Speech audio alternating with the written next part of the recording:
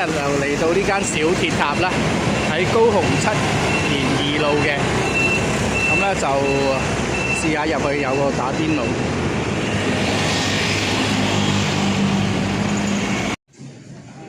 咁就嚟到呢間小鐵塔複合式嘅餐廳啦。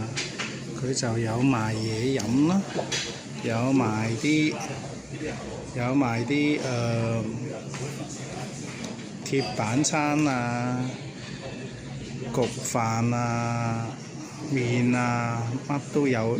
咁我而家就嚟咗個打邊爐啦，咁啊揀咗個雜錦頂級牛肉鍋啦，咁啊295蚊，連埋冬粉，再加咗個梅花豬肉片、貢丸、高麗菜同埋豆皮。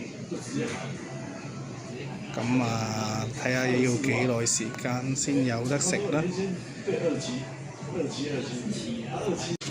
咁啊都幾快嚟到啊，唔使5分鐘嚇。啊，老闆娘仲叫我唔好坐呢度啊，呢度比較熱，但係少啲人啦，唔會嘈住人啦嚇。咁樣，好，啊原來仲有嘅，好，咁啊應該齊晒啦。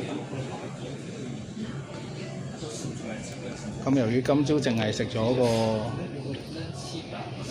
杯麵啊，依家2點零鐘，極肚餓。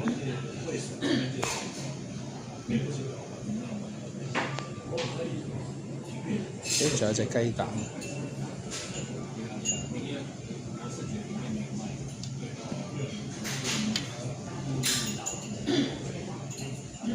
睇下呢個雜錦鍋入面有啲咩先？